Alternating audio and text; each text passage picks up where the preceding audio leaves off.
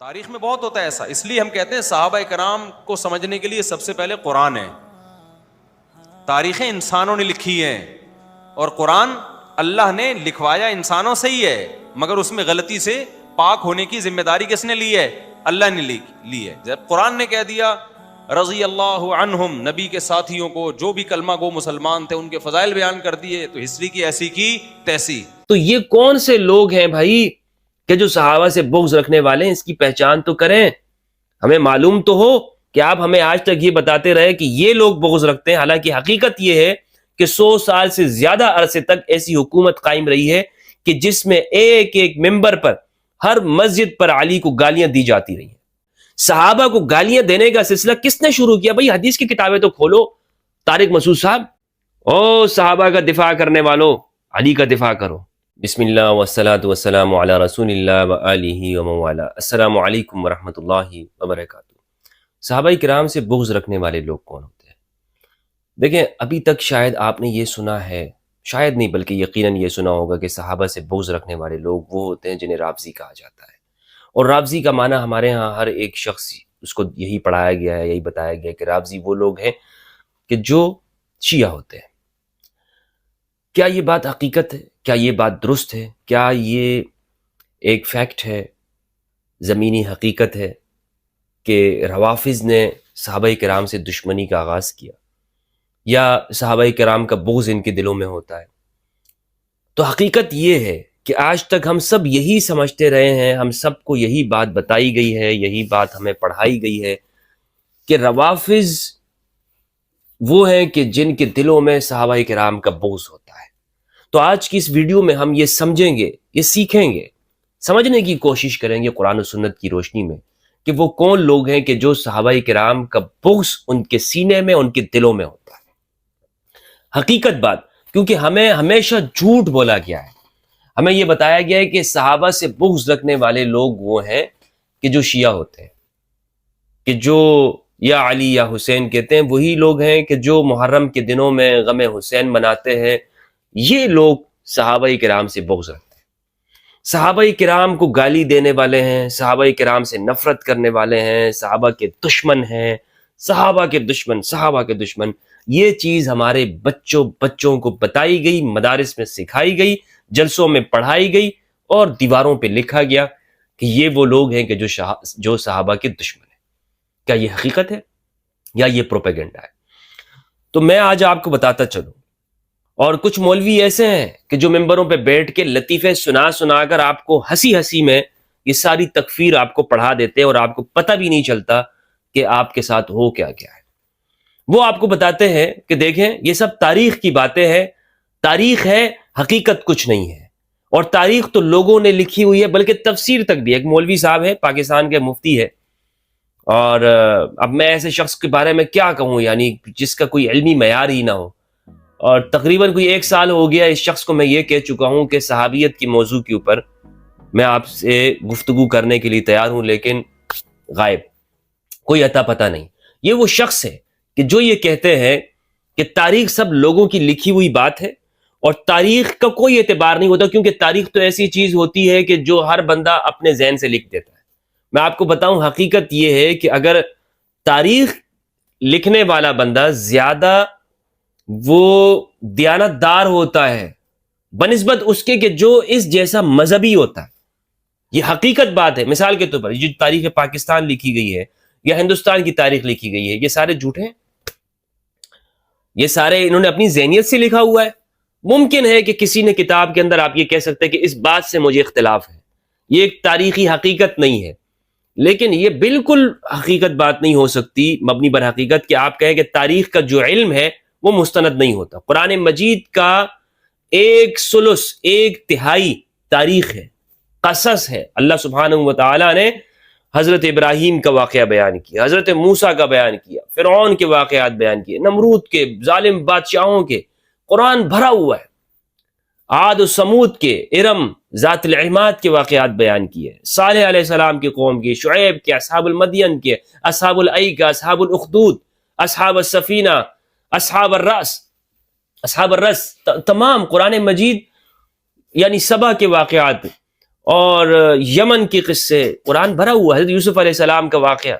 تو قرآن کو اگر آپ اس کا مطالعہ کریں گے تو قرآن کا جو ایک تہائی حصہ ہے وہ تاریخ ہے. تو تاریخ غیر معتبر نہیں ہے، تاریخ معتبر علم ہے. تو یہ جو کہ اچھا پھر یہ کہتے ہیں کہ نہیں تفسیر بھی جو ہے وہ کوئی اتنی معتبر نہیں ہے. یہ کس لیے یہ بات کہہ رہے ہیں؟ اور ساتھ میں یہ کہتے ہیں کہ قرآن نے جو صحابہ کے بارے میں کہہ دیا وہی حق ہے. بھائی ہم بھی یہی کہتے ہیں کہ جو صحابہ کے بارے میں قرآن نے کہہ دیا ہے وہی حق ہے، وہی حق اور سچ ہے. کہ صحابہ کرام کے بارے میں قرآن نے کہا السابقون الاولون من المہاجرین والانصار والذین اتبعوہم باحسان رضی اللہ عنہم ورضوا عنہ. جو پہلوں میں پہل کرنے والے ہیں، آگے بڑھنے والے ہیں، سابقون اولون ہیں، جو مہاجرین میں سے، انصار میں سے، اور جنہوں نے ان کی اتباع کی، اللہ ان سے راضی ہے. اور منکم من یرید الدنیا ومنکم من یرید الآخرہ، تم میں ایسے بھی ہیں جو دنیا چاہتے ہیں اور تم میں ایسے بھی ہیں جو آخرت چاہتے ہیں. قرآن کا فیصلہ ہے، قرآن بیان کرتا ہے. اس لیے قرآن کے بیان کرنے کے اندر ڈنڈی نہیں مارنی چاہیے، ڈبل سٹینڈرڈ نہیں کھیلنا چاہیے کہ ایک آیت تو آپ پڑھ لیں اور دوسری آیت کا آپ انکار کر دیں. صحابہ کرام کے جو قرآن کسی ایک شخص کی بھی، کسی ایک گروہ کی بھی قرآن مجید ان کو مطلقاً چھوٹ نہیں دیتا ہے. قرآن نے یہ کہا کہ جس طرح یہود و نصارہ نے کہا کہ بس اب تو اللہ ہم سے کچھ پوچھے گا نہیں، ہم تو نبیوں کی اولادیں، اللہ ہم سے کچھ نہیں پوچھے گا. اللہ سبحانہ وتعالیٰ نے قرآن مجید میں کیا فرمایا؟ لیس بامانیکم ولا امانی اہل الکتاب. اے صحابہ، نہ تمہاری خواہشوں سے کچھ ہونے والا ہے، نہ اہل کتاب کی خواہشوں سے کچھ ہونے والا ہے. من یعمل سوءا یجز بہ، جو تم میں برا کرے گا اس کو بدلہ ملے گا. یہ خطاب سب سے پہلے کس سے ہوا؟ یہی لوگ کہتے ہیں نا کہ قرآن میں اولاً خطاب مخاطبین صحابہ کرام ہے. تو یہ صحابہ کرام سے خطاب ہو رہا ہے کہ صحابہ اے اول مخاطبین، نہ تمہاری تمناؤں سے کچھ ہونے والا ہے کہ جناب ہم تو صحابہ ہیں، ہاں ہم تو صحابہ ہیں اور ہمارے کسی عمل کا جواب نہیں ہوگا. تو اللہ نے فرمایا نہ تمہاری خواہشوں سے کچھ ہونے والا ہے اور نہ اہل کتاب کی خواہشوں میں سے کچھ ہوگا. من یعمل سوءا یجز بہ، جس نے برا کیا اس کو اس کی برائی کا عمل ملے گا، صحابی ہی کیوں نہ ہو. اور حدیث حوض متواتر، حدیث بخاری، مسلم، ترمذی، نسائی، ابن ماجہ، مسند احمد، تمام کتابوں کے اندر موجود ہے. حضور نے فرمایا، رسول اللہ صلی اللہ علیہ وآلہ وسلم نے، کہ حوض کوثر پر کچھ لوگ آئیں گے، میں کہوں گا میرے صحابہ میرے صحابہ میرے صحابہ میرے صحابہ میرے صحابہ میرے صحابہ.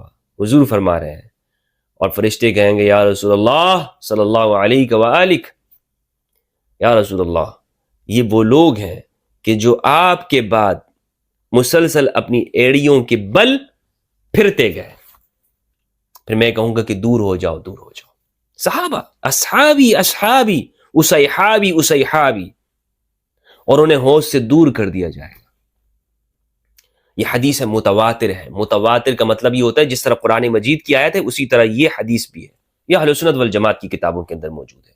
اگر میں کوئی کسی اور کتاب سے بیان کروں تو پھر آپ کہہ سکتے ہیں اہل سنت والجماعت کی کتابوں میں حدیث الحوض. کسی دن انشاءاللہ عز وجل اس کے تمام طرق میں آپ کے سامنے پیش کروں گا، آج یہ موضوع نہیں ہے. تو یہ کون سے لوگ ہیں بھائی کہ جو صحابہ سے بغض رکھنے والے ہیں؟ اس کی پہچان تو کریں، ہمیں معلوم تو ہو کہ آپ ہمیں آج تک یہ بتاتے رہے کہ یہ لوگ بغض رکھتے ہیں، حالانکہ حقیقت یہ ہے کہ 100 سال سے زیادہ عرصے تک ایسی حکومت قائم رہی ہے کہ جس میں ایک ایک ممبر پر، ہر مسجد پر علی کو گالیاں دی جاتی رہی ہیں. اور اوزائی کہتے ہیں، سیر اعلام النبلاء کے اندر اوزائی کے حالات پڑھ لیں. امام اہل الشام ہے، شام کا بڑا عالم اوزائی رحمہ اللہ، وہ کہتے ہیں کہ ہم سے طلاق، اطاق اور ایمان بیعت کو پورا کرنے کی قسمیں لی گئیں کہ قسم کھاؤ، اس بات پر قسم کھاؤ کہ علی منافق ہے. الیاذ باللہ، استغفر اللہ العظیم، استغفر اللہ العظیم. امام علی کے بارے میں یہ لوگوں سے قسمیں لی جاتی تھی. اور امام اہل شام وہ بیان کر رہے ہیں اس چیز کو کہ اگر تم یہ گواہی نہیں دو گے تو جو حکومت سے تمہیں عہدہ ملا ہے، منصب ملا ہے، وہ تم سے ہم چھین لیں گے. اور یہ لوگ سب گواہیاں دیتے تھے، یہ سب گواہیاں دیتے تھے علی کے اوپر نفاق کیا. الیاذ باللہ، استغفر اللہ العظیم. امام علی کے بارے میں، امام علی کہ جن سے محبت ایمان ہے اور جن سے بغض رکھنا نفاق اور کفر ہے، صحیح مسلم کی روایت ہے. لیکن یہ امام اہل الشام اہل سنت کے سر کا تاج ہے اوزاعی، اور ابو حنیفہ رحمہ اللہ کے ساتھ مناظرے کیا کرتے تھے. وہ کہتے ہیں کہ ہم نے شام کے اندر اگر زندہ رہے ہیں تو ہم نے علی کے اوپر منافقت کا گواہی دی، ورنہ تو ہمیں نہ عہدہ ملتا، نہ ہمیں حکومت سے جو مناصب مل رہے تھے، جو مال مل رہا تھا، جو مفادات مل رہے تھے، وہ ہمیں نہ ملتے. بس ہم سے یہ کام کروایا جاتا تھا. اور میں اس پر تفصیل گفتگو کر چکا ہوں کہ علی کا نام تک رکھنا اپنے بچوں پر جرم تھا. اگر کسی کا نام علی ہوتا تھا تو وہ کہتا تھا میرے بچے کا نام علیہ ہے، علیہ علیہ. تو یہ وہ وقت ہے، ایسا ڈارک ایج جو مسلمانوں میں گزرا ہے، اس کا یہ نام ہی نہیں لیتے. ہاں، ہر جگہ پہ روافظ روافظ روافظ. ناصبی کدھر ہے؟ یعنی یہ جو حکومت رہی ہے اتنے عرصے تک، اور بغداد سے لے کر شام، دمشق سے افغانستان، بخارا تک، یہاں پر ہر مسجد میں علی کے اوپر ممبروں پہ گالیاں دی جاتی تھی، اس پر کوئی گفتگو نہیں ہوتی. کس نے یہ سلسلہ شروع کیا؟ صحیح مسلم کی روایت ہے 6220، صحیح مسلم کی صحیح روایت ہے، اور یہ طویل روایت ہے، اس کو میں کئی مرتبہ بیان کر چکا ہوں. آج میں آپ کے سامنے پیش کر رہا ہوں مختصر طور پر. سعد بن ابی وقاص رضی اللہ تعالیٰ عنہ سے، ان کے بیٹے سے روایت ہے، عامر بن سعد بن ابی وقاص سے. وہ کہتے ہیں امر معاویہ بن ابی سفیان سعدا، کہ معاویہ بن ابی سفیان نے ہمارے والد سعد بن ابی وقاص جو کہ 10 مبشرہ میں سے، ان کو حکم دیا. امرا، حکم دیا. اور یہ آج کل کے جو اہل حدیث جو ناصبی بن رہے سلفی، ان کی ویب سائٹ پر جا کر دیکھ لیں، انہوں نے اس میں تحریف کر دی. اس میں ترمذی کی جو روایت ہے اس کو امرا کر دیا. امرا کتابوں میں کہیں پر آپ کو نہیں ملے گا امیر بنایا، امرا انہوں نے لکھ ہی دیا. اور 2 سال پہلے میں نے اس پر ویڈیو بنائی تھی کہ پورے ذخیرہ حدیث میں یہ لفظ موجود نہیں ہے امرا. یہ اتنے چالاک اور سیانے لوگ ہیں، یہ وہابی، یہ خدا کی پھٹکار ہو ان لوگوں کے اوپر، انہوں نے حدیث کا لفظ ہی بدل دیا. واللہ باللہ، واللہ باللہ یہ لفظ پورے ذخیرہ حدیث میں موجود نہیں ہے. امرا، امرا کا مطلب ہوتا ہے امیر بنانا. انہوں نے میری گفتگو سنی اور انہوں نے اس لفظ ویب سائٹ کے اوپر چینج کر دیا، اس سے امرا بنا دیا. حالانکہ یہ امرا ہے. امرا معاویہ بن ابی سفیان سعدا، معاویہ بن ابی سفیان نے سعد کو حکم دیا. ما منعک، صحیح مسلم کی روایت ہے، ما منعک ان تسب ابا التراب فقال اما ما ذکرت ثلاثا. یہ روایت ہے، حکم دیا باقاعدہ طور پر کہ تم علی کو سب و شتم کیوں نہیں کرتے ہو. اس پہ دلائل ہیں، اس کے اوپر گفتگو ہے، یہ اس کی ڈیٹیل میں نہیں جانا چاہ رہا. لیکن اس حدیث کی شروحات میں آپ دیکھ لیں، اس کا ترجمہ دیکھ لیں. ترجمے میں انہوں نے خیانت کی ہے. خیانت یہ کی ہے کہ وہ کہتے ہیں امیر بنایا. اور بھائی زندگی بھر سعد بن ابی وقاص کبھی بھی معاویہ بن ابی سفیان کے امیر نہیں بنے. اور شاہ عبدالعزیز محدث دہلوی رحمہ اللہ نے فتاوی عزیزیہ کے اندر صفحہ نمبر 239، 240، 241 میں اس کو تسلیم کیا ہے کہ ہاں یہ معنی بنتا ہے. اور یہاں پر ہر طرح کی تعویل باطل ہے کہ نہیں. اس میں ہم کہیں کہ گالی دینے کا حکم نہیں دیتے تھے. وہ کہتے ہیں کہ کوئی تعویل ہی نہیں بنتی ہے، کیونکہ گالی دینا تو چھوٹا جرم ہے. گالی دینا تو چھوٹا جرم ہے، بڑا جرم تو قتال کرنا ہے. جب قتال کرنا ثابت ہے تو گالی کرنے میں آپ کیسے کہہ سکتے ہیں کہ جی گالی کرنا ثابت نہیں ہے؟ جب ایک شخص علی سے قتال کر رہا ہے، قتال کرنا بڑا جرم ہے علی سے، یا علی کو گالی دینا؟ تو گالیاں لوگ دیتے تھے، قتال بھی کیا ہے. تو شاہ عبدالعزیز محدث دہلوی رحمہ اللہ نے دیانتداری کے ساتھ اس کو تسلیم کیا ہے کہ یہاں پر اس کا معنی کیا ہے؟ سب کرنا، علی کو سب کرنا. اور یہی روایت ابن ماجہ کے اندر موجود ہے اور سنن ترمذی کے اندر موجود ہے. ترمذی کی جو روایت ہے اس کا نمبر آپ کو بتاتا ہوں. ترمذی کی ہے 3724. اور یہ ویب سائٹ والے نے، اللہ تعالیٰ اس کو پوچھے گا، اس نے تحریف کی ہے، اس کے اندر امرا ترجمہ کیا. اگر یہ ویب سائٹ والا دیکھ رہا، اور مجھے پتا ہے کہ یہ میری ویڈیوز دیکھتا ہے، یہ سلفی وہابی یہ دیکھتا ہے، اور اس نے تحریف کی ہے، اس کے اندر امرا بنا دیا ہے اس کو. اور یہ روایت ہے، اس کے اندر سعد بن ابی وقاص رضی اللہ عنہ نے آگے سے پھر جواب یہ دیا کہ یہ صفات ہیں علی کی، اس لیے میں علی کو برا بلا نہیں کہہ سکتا ہوں، اس لیے میں علی کو سب و شتم نہیں کر سکتا ہوں. سنن ابن ماجہ کی حدیث ہے 121. اس سے اور چیز تھوڑی سی کھل جائے گی. کہتے ہیں یہ روایت ہے ابن ثابت سے، وہ عبد الرحمن ہے، عن سعد بن ابی وقاص، سعد بن ابی وقاص رضی اللہ عنہ سے.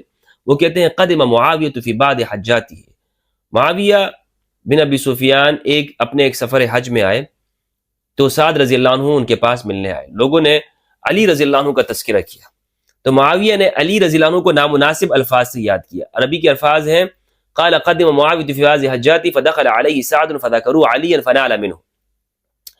تو فدخل علیہ سعد، جب سعد رضی اللہ عنہ آئے تو لوگوں نے علی رضی اللہ عنہ کا ذکر کیا علیہ السلام. فنال منہ، تو معاویہ نے نالا کا مطلب ہوتا ہے نامناسب الفاظ. نالا کا مطلب گالی دینا بھی، کسی کے بارے میں برا بلا بولنا بھی ہوتا ہے. اور یہاں پر جو ترجمہ کرنے والے ہیں انہوں نے ترجمہ کیا نامناسب الفاظ سے یاد کیا. یعنی علی کے لیے اب نامناسب الفاظ کیا ہو سکتے ہیں؟ نامناسب، انہوں نے زیادہ سے زیادہ بہتر بنانے کی کوشش کی ہے بات کو، لیکن چلے اس کو بھی مان لیتے ہیں۔ تو علی کے بارے میں نامناسب الفاظ، یعنی ایک شخص علی کے پائے کا نہیں ہے، علی کے پائے کا نہیں، اور یہ سب مانتے ہیں کہ وہ علی کے پائے کے نہیں ہیں، وہ علی کے بارے میں نامناسب الفاظ یاد کر رہے ہیں۔ تو کس نے یہ سلسلہ شروع کیا علی کو نامناسب الفاظ سے یاد کرنے کا؟ صحابہ کو گالیاں دینے کا سلسلہ کس نے شروع کیا؟ بھائی حدیث کی کتابیں تو کھولو طارق مسعود صاحب، کیوں لوگوں کو جھوٹ بول رہے ہو تم؟ کیوں لوگوں کو غلط بیانی کر رہے ہو کہ یہ سب تاریخ کی باتیں، یہ سب تاریخ بیان ہو رہا ہے، یہ حدیث کی، اور انہی حدیث کی کتابوں کے اوپر آپ کا پورا مسلک آپ کھڑا کرتے ہیں، حدیث حدیث حدیث۔ تو پھر کیوں نہیں مانتے ہو اس کو؟ کیوں جھٹلاتے ہو اس کو؟ لوگوں کی آنکھوں میں دھول جھونکتے ہو تم لوگ، ایسے دھول آنکھوں میں ڈال کے غائب ہو جاتے ہو۔ لیکن اس زمانے میں تمہاری دھول نہیں چلے گی، جو تم نے دھول جھونکی ہے لوگوں کی آنکھوں کے اندر، اور اب تو اس پہ اتر آئے ہو، حدیثوں کے اندر تحریف کر رہے ہو، واضح طور پر تحریف، وہ سکھایا جاتا ہے تمہارے ہاں تحریف کرنا، یہودیوں کا کام، جھوٹ میں گالیاں دیتے ہو تم یہودی، سارے کام تم یہودیوں والے تم کرو اور گالیاں ان یہودیوں کو دیتے ہو۔ تو قال فنال منہ، معاویہ نے نامناسب الفاظ سے یاد کیا، اس پر فغضب سعد بن ابی وقاص جو کہ عشرہ مبشرہ میں سے، وہ غضب، غصہ ہوئے۔ تو غصہ انسان کس بات پر ہوتا ہے؟ کیا انہوں نے کوئی معمولی بات کی ہوگی کہ جس پر سعد بن ابی وقاص غصہ ہو گئے سعد بن ابی وقاص؟ وقال تقول هذا لرجل سمعت رسول اللہ صلی اللہ علیہ وآلہ وسلم یقول من كنت مولاه فعلی مولاه، تم اس شخص کے بارے میں یہ بات کر رہے ہو کہ جن کے بارے میں میں نے رسول اللہ کو یہ فرماتے ہوئے سنا، من كنت مولاه فهذا علی مولاه۔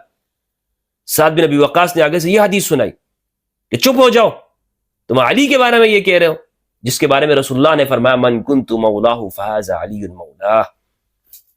کیا مطلب ہے سعد بن ابی وقاص کا؟ کہ حضور نے جس کے بارے میں یہ فرما دی وہ میرا مولا ہے، میرا آقا ہے۔ اگر حضور میرے آقا اور مولا ہے تو علی بھی میرا آقا اور مولا ہے۔ میں اپنے آقا اور مولا کے بارے میں یہ الفاظ نہیں سن سکتا کہ جو تم یہاں پر بیٹھ کر علی کے بارے میں کہے جا رہے ہو۔ کیسے کہہ سکتے ہو تم علی کے بارے میں یہ الفاظ؟ تمہاری جرت کیسی ہوئی کہ تم علی کے بارے میں یہ الفاظ کہہ سکو؟ امام المتقین، سید المتقین، امام الائمہ علی بن ابی طالب علیہ السلام، ان کے بارے میں تم یہ الفاظ من كنت مولاه فهذا علی المولى فعلی المولى وسمعته يقول انت مني بمنزلة هارون من موسى الا انه لا نبي بعدي وسمعته يقول اعطين الرايه اليوم رجلا يحب الله ورسوله۔ یہ روایت بخاری کے اندر، مسلم کے اندر، تمام کتابوں کے اندر یہ روایت موجود ہے، متواتر درجے کی روایت ہے یہ سعد بن ابی وقاص رضی اللہ تعالیٰ عنہ کی۔ تو صحابہ پر سب و شتم، صحابہ کا بغض کن کے سینے کے اندر ہے؟ او صحابہ کا دفاع کرنے والوں، علی کا دفاع کرو۔ اور ہمیشہ صحابہ نے، یہ سعد بن ابی وقاص نے دفاع کیا علی کا۔ اصل دفاع کرنے والے یہ ہے، اصل دفاع کرنے والے جن کو تم رافضی کہتے ہو نا، شیعہ، وہ ہے صحابہ کا دفاع کرنے والے۔ اور اصل صحابہ کا بغض جن کے سینوں کے اندر ہے وہ ہے ناصبی، یہ جو ہمیں پوری زندگی ہمیں پڑھاتے رہے، بتاتے رہے، یہ جھوٹ جھوٹ جھوٹ جھوٹ ہمیں سکھاتے رہے کہ صحابہ کا بغض ان کے سینے میں۔ خدا کی قسم میرے سینے کو چیر کے دیکھ لو، اس سینے کے اندر صحابہ کی محبت، صحابہ کا احترام ہے۔ اور میں کئی مرتبہ کہہ چکا ہوں کہ وہ شخص مسلمان ہی نہیں ہو سکتا کہ جو قرآن کے صحابہ کے اوپر ایمان نہ رکھتا ہو، اور مجھے آج تک کوئی شخص ایسا نہیں ملا الا یہ کہ ناصبی، یہ جن کو یہ کہتے ہیں نا رافضی ان نواسب سے بڑھ کر صحابہ سے محبت۔ یار رفض کیا ہے؟ رافضیت کسی کی تنقیص نہیں ہے، رافضیت غلو ہے۔ رافضیت تنقیص کا نام نہیں ہوتا کہ کسی کی شان کو کم کر۔ رافضیت یہ ہے کہ علی کی شان میں غلو کرنا، اور غلو کرنا کوئی کفر نہیں ہے، ہاں تنقیص کرنا علی کی شان میں یہ کفر ہے، یہ ناسبیت ہے، یہ کفر ہے۔ صحیح مسلم کی 240۔ بات سمجھ میں آ رہی ہے نا آپ کو؟ تو آج تک صحابہ کا بغض یہ جو بتاتے رہے، آپ کو معلوم ہوا کہ صحابہ کا بغض کن کے سینوں کے اندر ہے، صحابہ کا بغض کن کے دلوں کے اندر ہوتا ہے؟ نواسب، ناصبیوں کے اندر ہے، روافظ میں نہیں ہے۔ روافظ میں زیادہ سے زیادہ وہ کہہ سکتے ہیں آپ کے حضرت ابوبکر عمر رضی اللہ عنہما کے حوالے سے، لیکن وہ بھی جو کھرا قسم کا رافضی ہوتا ہے اسے علی کی فضیلت سے ہی موقع نہیں ملتا کہ وہ کہیں اور جائے، کسی اور طرف جائے. ہاں ایسے لوگ موجود ہیں، کوئی بدبخت لوگ کہ جو سب و شتم کرتے ہیں صحابہ کرام کو، لیکن معاشرے کے اندر ان کی کوئی ویلیو نہیں ہے. اپنے مکتب اور فرقوں کے اندر بھی ان کی کوئی ویلیو، کوئی ان کو کوئی ایسی ویلیو نہیں دی جاتی ہے کہ جس پر آپ یہ کہیں. ہاں کچھ لوگ ہیں، میں کہہ رہا ہوں کچھ لوگ ہیں، مگر جو اتنا بڑا طبقہ، انہوں نے کتابیں لکھی ہیں تھوڑی تھوڑی جگہوں کے اوپر. یہ دیکھیں یہ بڑی بڑی کتابیں لکھتے ہیں روافظ کے خلاف، رافضیت کے خلاف، لیکن ناسبیت کے اوپر ان کی مختصر، یہ نہیں کہہ رہا ہوں کہ کتابیں نہیں لکھی، لکھتے ہیں، بات کرتے ہیں، لیکن جتنا یہ لوگ رافضیت کو خطرناک سمجھتے ہیں اتنا یہ ناسبیت کے اوپر بات نہیں کرتے. حالانکہ ناسبیت کی حکومت رہی ہے، ناسبیت کی حکومت، روافضیت کی حکومت نہیں رہی ہے. روافظ اتنی طاقت میں نہیں رہے. روافظ یعنی خود آج کی مثال میں آپ دیکھ لیں نا، آج کی مثال میں اگر آپ یہ کہیں کہ شام ہو گیا، لبنان ہو گیا، عراق ہو گیا، ایران ہو گیا، یہ روافظ کی حکومت ہے. لیکن کیا یہاں پر صحابہ کو حکومت کے تحت، حکومت کے آرڈر کے ساتھ صحابہ پر سب و شتم ہوتا ہے یا پابندی ہے؟ اگر یہاں پر ناسبیوں کی حکومت ہوتی تو پھر کیا تھا؟ اور نواسب بھی وہ اس زمانے کے ناسبی، پھر کیا تھا؟ لیکن آج جرت نہیں کر سکتا. آج بھی اگر ناسبیوں کی حکومت آ جائے جرت نہیں کر سکتے. لیکن ایک کہنے کا مقصد یہ ہے کہ ایک دور ایسا گزرا ہے، ایک زمانہ ایسا گزرا ہے کہ جس میں گالیاں دی جاتی تھی. صحیح مسلم کی روایت ہے، حدیث نمبر 6488، باب تحریم سب صحابہ، کہ خالد بن ولید رضی اللہ عنہ اور عبد الرحمن بن عوف رضی اللہ عنہ کے درمیان میں چپکلش ہو گئی، مناقشہ ہو گیا. تو خالد بن ولید نے ان کو برا کہا.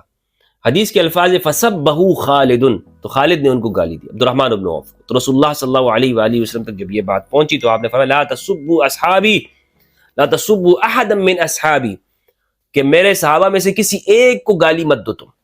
خالد بن ولید سے کہا کہ عبد الرحمن بن عوف میرے صحابی ہیں، تم ان میں سے کسی ایک کو گالی مت دینا. کیا مطلب یہ ہوا؟ مطلب یہ ہوا کہ عبد الرحمن بن عوف کا درجہ خالد بن ولید سے بڑا ہے. خالد بن ولید نے اسلام کب قبول کیا؟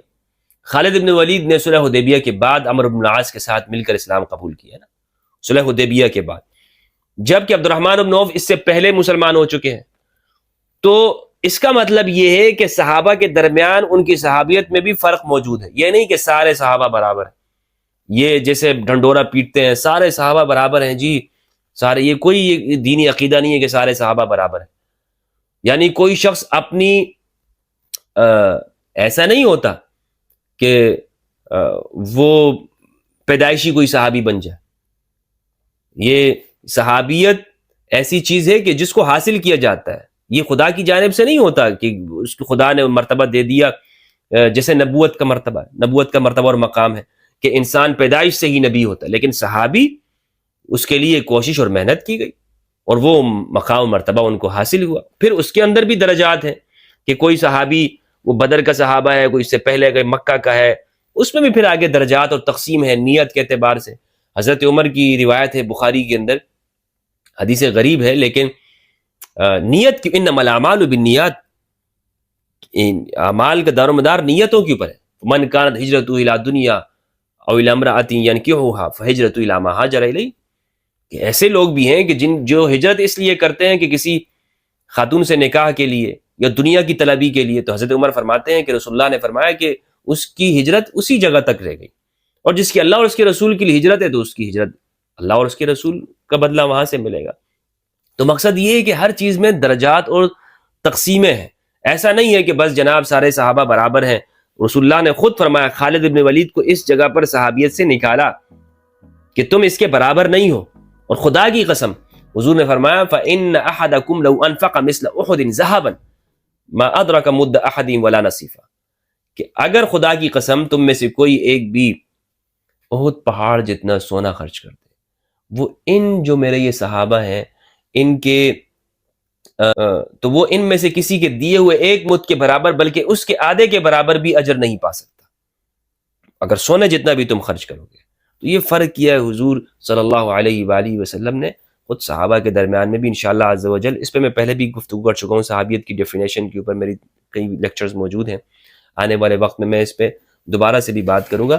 تو یہ ایک حقیقت ہے، یہ ایک حقیقت ہے کہ صحابہ کے بغض کن لوگوں کے سینوں میں ہوتا ہے. انہی کے سینوں میں ہے کہ جو لوگوں کے ساتھ جھوٹ بولتے ہیں، حدیثوں میں تحریف کرتے ہیں اور ناصبیت کا نام تک نہیں آتا ان کے زبان کے اوپر، ہر وقت ان کے زبان پر رافضیت کا نام ہوتا ہے، رافضیت، ناصبیت کا یہ کوئی ذکر اور چرچا نہیں کرتے ہیں۔ اللہ سبحانہ و تعالیٰ سے دعا ہے کہ پروردگار ہمیں قرآن مجید میں تدبر کرنے اور اہل بیت علیہ السلام کی معرفت عطا فرمائے۔ والسلام علیکم ورحمۃ اللہ وبرکاتہ۔